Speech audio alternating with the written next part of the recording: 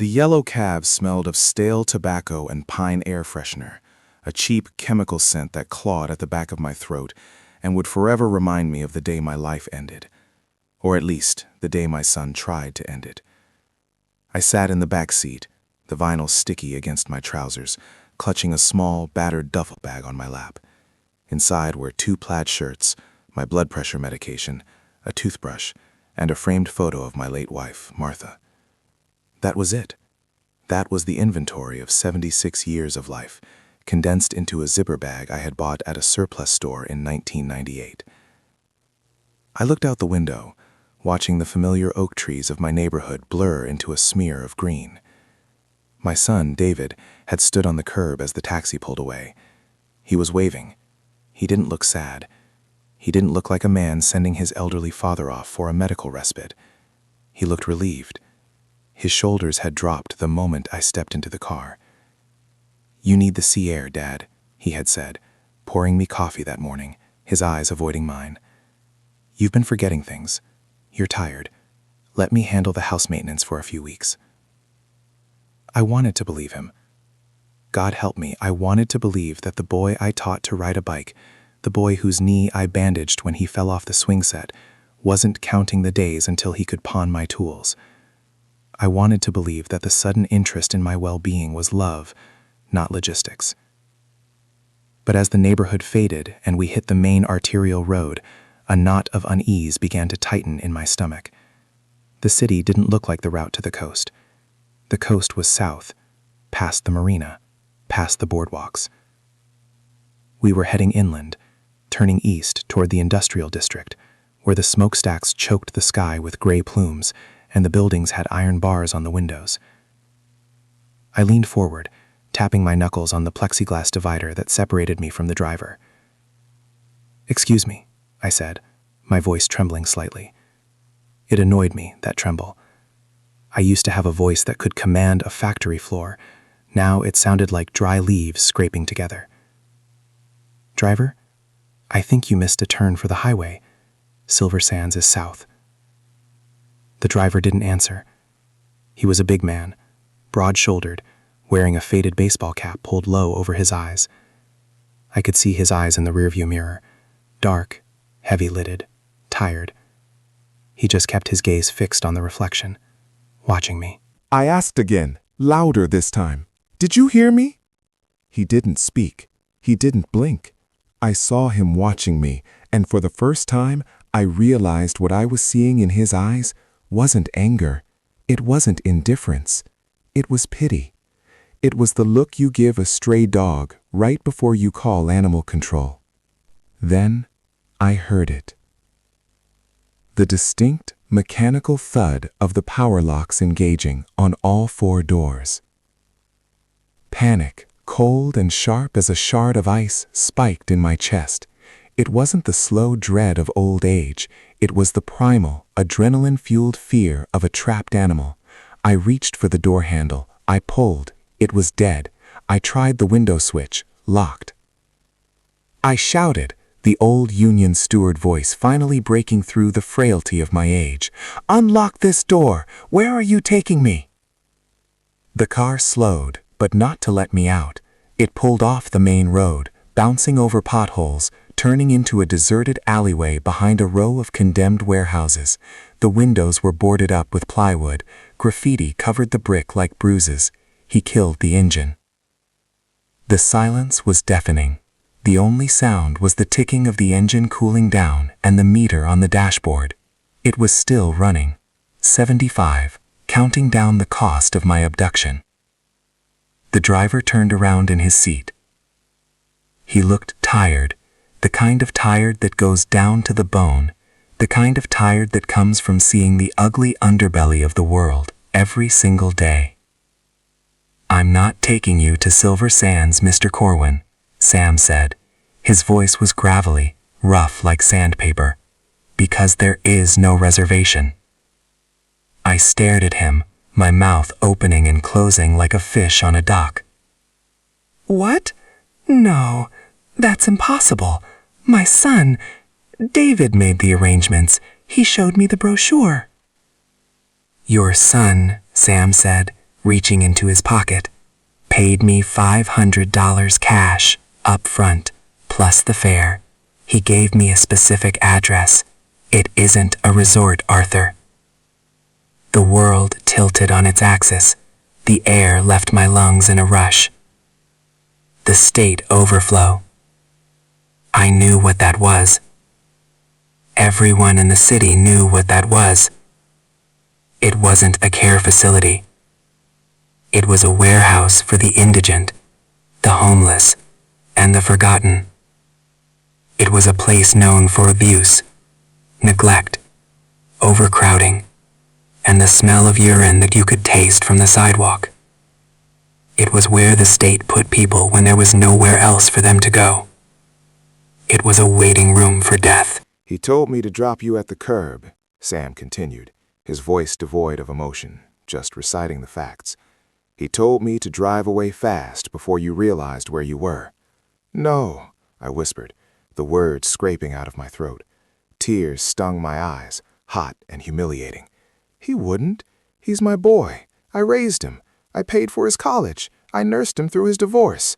He didn't just throw you away, Sam said. I looked at the photo of Martha sticking out of my duffel bag. Her smiling face, frozen in 1985, seemed to mock me. She had always made excuses for him. He's just spirited, Arthur. If she could see this, if she could see her spirited boy paying a stranger to dump her husband in a pauper's asylum, it would kill her all over again. If you are listening to this, and you think your family is immune to greed, if you think blood is thicker than the ink on a check, don't make the mistake I did. Don't let love blind you to the knife in their hand just because you used to hold that hand when it was small. Hit that subscribe button, because I wish someone had warned me that the people who share your blood are the ones who know exactly where to aim to hurt you the most. I wish someone had told me that sometimes the monster isn't under the bed. Sometimes he's sitting at your kitchen table, pouring your coffee, waiting for you to die. I don't believe you, I said, my voice shaking. David loves me. He's overwhelmed. Sam looked at me for a long moment. He sighed, a heavy exhale that rumbled in his chest. He pulled out his phone. He sent me a voice note with the instructions, Sam said. He wanted to make sure I got the drop-off point right. I didn't want to hear it.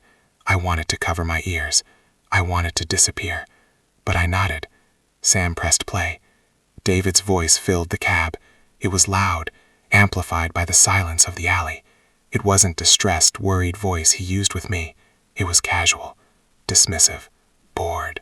Yeah, just drop him at the intake door around the back. If he gets confused and wanders off, that's fine too, honestly. Just make sure he doesn't have a way to call me. I blocked his number on my phone already. I need the house clear by tonight for the stagers. I broke. I sat in the back of that yellow cab, and I wept. It wasn't a dignified cry. It was a guttural, ugly sound of a heart shattering into 1,000 irrecoverable pieces.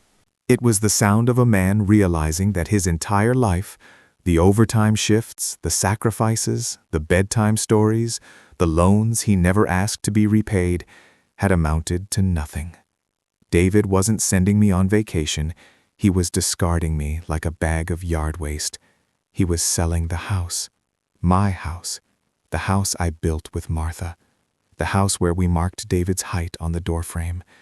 He needed me gone so he could liquidate my legacy to pay for his gambling debts or his bad investments or whatever hole he had dug for himself this time. He had blocked my number. He hoped I would wander off and die in the street. My son. My only son. Sam watched me for a long time. He didn't say anything. He didn't offer a tissue. He just let me bleed out emotionally in his backseat. When my sobs finally turned into dry, heaving gasps, he reached into the front seat and grabbed a bottle of water. He passed it through the divider slot. Then he unlocked the doors. But he didn't kick me out. My dad died in a place like that, Sam said quietly, staring out the windshield at a brick wall covered in moss. The overflow on 9th. My brother put him there while I was deployed overseas. I didn't know until I came back, and by then, it was too late. He died of pneumonia, on a cot in a hallway. Sam turned to look at me again. The pity was gone from his eyes. It was replaced by something harder, something darker. I swore I'd never be part of that again, Sam said. I took the money from your son because I needed to see if he was really that kind of monster. He reached for the dashboard and turned the meter off. 50. I'm not taking you there, Arthur, Sam said. I'm not dropping you at the intake door. Take me home, I whispered. I want to go home. We can't go back to your house. Sam shook his head. Not yet. Think about it. If he sees you walking up the driveway, what will he do? He'll panic. He'll realize the soft approach didn't work. Next time he won't hire a taxi driver. Next time he'll hire someone who doesn't have a conscience. Or he'll do something worse himself. He's desperate, Arthur. I asked, wiping my face with the back of my hand. My hands were shaking, but the trembling was different now. It wasn't fear. It was vibration. I'm homeless. I have 2 shirts and a bottle of pills. He has the keys. He thinks he has the deed. Sam corrected. But the sale hasn't gone through yet. He said the stagers are coming tonight. The buyer is coming tomorrow. We need to go somewhere safe, Sam continued. I know a motel on the edge of town. It's clean, it's cheap.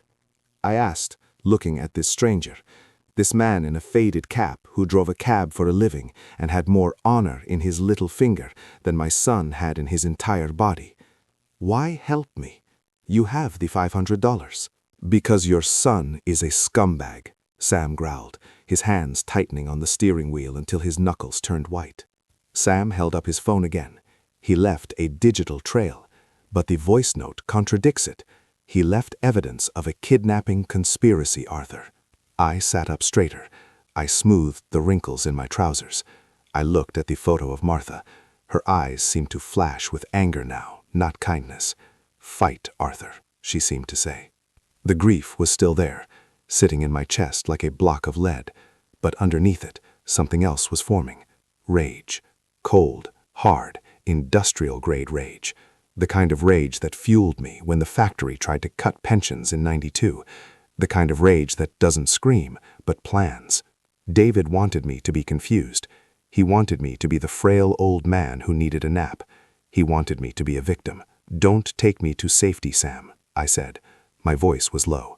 It didn't tremble anymore. Sam looked at me in the mirror. Take me to the bank, I said. The main branch on 4th. I know the manager. I played poker with his father. I need to freeze my accounts before David touches a dime. I need to report my card stolen. I looked at the meter. The red numbers were dark. Turn it back on, I commanded. Keep the meter running, Sam. Sam stared at me for a second. Then a slow grin spread across his tired face. He reached out and flipped the switch. The red numbers lit up again. You got it, boss, Sam said. He put the car in gear. As we pulled out of the alley, leaving the state overflow facility behind us in the rearview mirror, I didn't look back. I looked forward. I looked toward the fight. David had started a war with a man he thought was already dead. He was about to find out that I was very much alive. And I was coming for him. There is a specific kind of invisibility that comes with being old. A transparency that settles over you like dust, making people look right through you as if you are a piece of furniture that has been in the corner too long. But for the last 3 days, living out of the back of Sam's yellow cab and a cheap motel room that smelled of industrial chlorine and stale cigarettes, I learned that there was a difference between being invisible and being hunted. I was officially a missing person, though I knew with a sickening certainty that no police report had been filed. I checked the local news on the burner phone Sam had bought me at a gas station. Nothing. I checked the police bladder online. Nothing. David hadn't called the cops. Why would he? In his mind, the plan was working perfectly. He thought I was wandering the streets near the state overflow facility, a confused, dementia-riddled old man who had simply wandered off into the oblivion of the indigent system. He thought I was a problem that would eventually solve itself through exposure, starvation, or the violent indifference of the city streets. I watched my own life from a distance, a ghost haunting his own funeral. Sam had driven me past the house on Thursday night, parking 3 blocks away behind the tint of his windows. We saw the lights on in every room. We saw the sold sign hammered into the lawn I had fertilized every spring for 40 years. He moved fast, Sam muttered, watching me watch my home. Too fast, I whispered, the light of the phone screen illuminating the lines on my face. He didn't list it. I had found the listing on a Cash for Homes predator site. He had sold it to an investor for 60% of its market value. A quick close, cash in hand, no inspections. The speed of the transaction meant only one thing. He had forged my signature days ago. He had probably practiced it while I was sleeping in the recliner, waiting for the moment he could ship me off to the resort and cash the check. We spent Friday gathering the ammunition. It was a strange alliance. A 76-year-old retired factory foreman and a taxi driver with a checkered past and a heart of gold. We went to the bank first. Mr. Henderson, the branch manager who had known me since I opened my first savings account in 1982, nearly dropped his coffee mug when I walked into his office. "Shh," he gasped. "David was here yesterday. He said you were incapacitated." "I am very much capacitated, Mr. Henderson," I said, leaning on my cane. "And that power of attorney is a forgery." We went to the notary public next, a strip mall office that smelled of toner and desperation. With a little pressure from Sam, who simply stood in the doorway looking formidable, the clerk admitted that David had come in alone. She showed us the security footage. There was David, signing my name, joking with the clerk, looking for all the world like a dutiful son handling his father's affairs. And finally, we had the crown jewel, the dashcam footage from Sam's taxi, the high-definition video of David leaning into the window, his face clear, his voice crisp, handing over the cash and giving the order to dump me like garbage. Sam asked on Saturday morning, watching me knot my tie in the cracked motel mirror. I smoothed the lapels of my Sunday suit. I had retrieved it from the dry cleaners on 5th Street, where I had dropped it off the week before this nightmare began. It was pressed, sharp, and dignified. It was the suit I wore to church. It was the suit I wore to funerals. "No," I said, looking at the man in the mirror. I didn't look like a victim anymore. I looked like a judge. The police take reports. They file paperwork. I want something more immediate. "Today is Saturday," Sam said. I nodded. We drove to the house in silence. The closer we got, the more the knot in my stomach tightened, not with fear, but with a cold, hard anticipation. It was a beautiful afternoon. The sun was shining, birds were singing. It was the kind of day you wait all winter for. We turned onto my street. The block was lined with cars. People were walking up my driveway, carrying items that belonged to me. I saw a stranger holding my fishing tackle box. I saw a woman walking away with my standing mixer. And then I saw the house. There were balloons tied to the mailbox. A large banner was draped over the porch railing. Everything must go, cash only. David and his wife Karen were standing on the front porch. They were holding wine glasses. They were laughing. They looked radiant, unburdened, wealthy. They were selling my furniture, my tools, my memories, right there on the lawn, and they were toasting to their good fortune. They thought I was gone. They thought the king was dead, and they were feasting on the castle. Sam slowed the cab, gripping the steering wheel so hard the leather creaked. "He thinks he won," I said, my voice low and steady. I checked the folder in my lap. It contained the affidavits from the bank, the USB drive with the footage, and the printout of the fraudulent deed. They asked, looking back at me. I took a deep breath.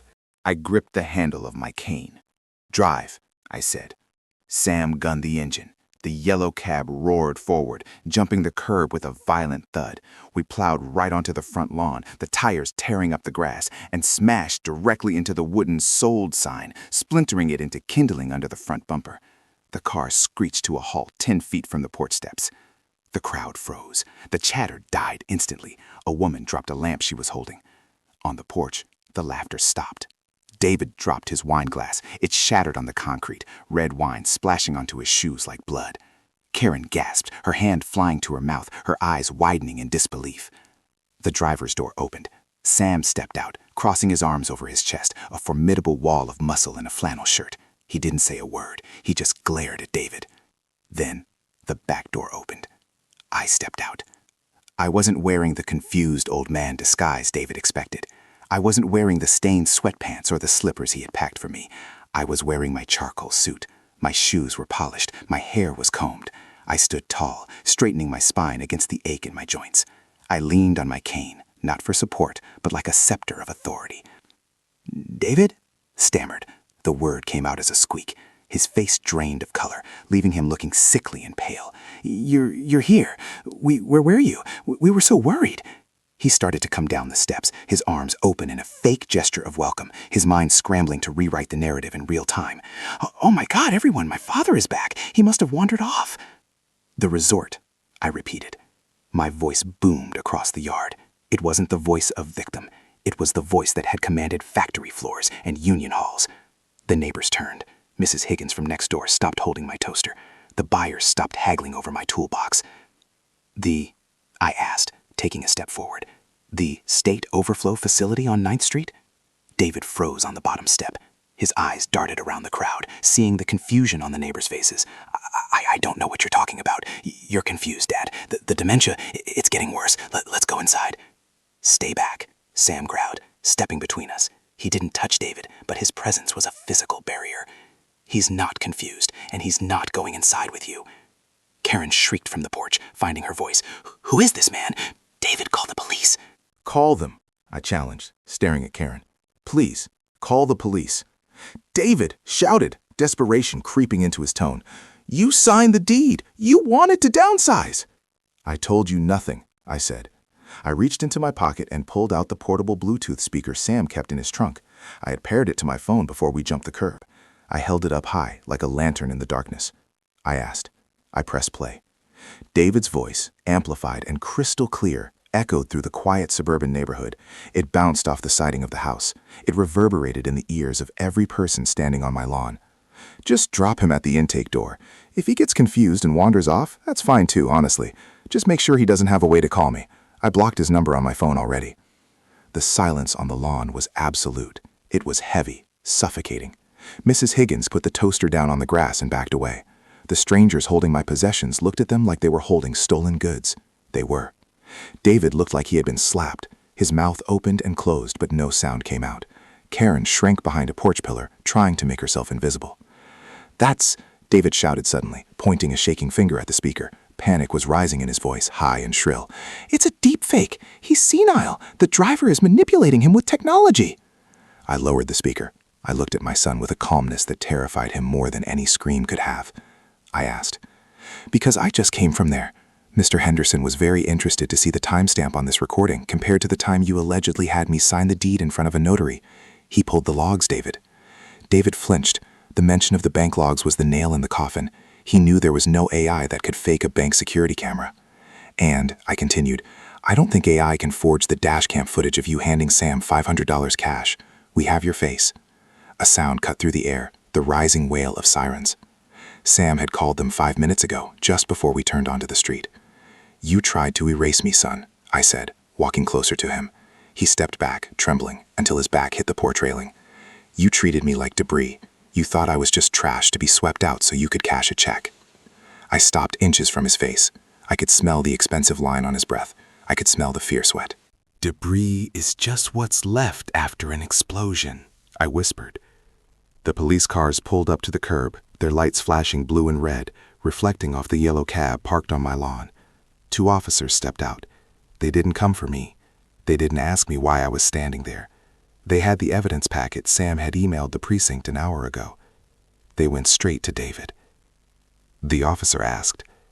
"Dad, please," David begged, tears streaming down his face as the officer spun him around. "I have debts, bad debts. They'll kill me if I don't pay. I did it for us." "You destroyed the family," I said, watching the officer click the handcuffs onto his wrists. He screamed as they began to read him his rights for fraud, elder abuse, and conspiracy to commit kidnapping. "You can't let them take me." "Then you better hope the prison has a protective wing," I said coldly. Karen tried to run back into the house, but the second officer caught her at the door. "You too, ma'am." I watched them drag my son and his wife away. I watched the neighbors staring, their mouths agape. I watched the life David tried to steal collapse around him in ruins. When the squad cars pulled away, taking the noise and the lies with them, I turned to the crowd still standing on my lawn. "The sale is over," I announced, my voice weary but firm. "Put my things down." The crowd dispersed quickly, people murmuring apologies, placing items gently back onto the tables before hurrying to their cars. Within 5 minutes, the street was empty. I walked up the steps to my porch. I walked past the shattered wine glass. I walked past the "Everything Must Go" banner. I ripped it down as I passed, crumbling the plastic in my fist. I sat in my rocking chair. The wood groaned familiarly under my weight. It was the best sound I had ever heard. Sam stood by the railing, leaning against a pillar, tipping his faded baseball cap back. He looked at the sunset, painting the sky in shades of purple and gold. "Meters off, Arthur," Sam said softly. I looked at him. I looked at the man who had saved my life when my own blood had tried to end it. "No, Sam," I smiled, reaching into my pocket and pulling out my wallet. "You're on retainer now." I was alone. The house was empty. My son was in a cell.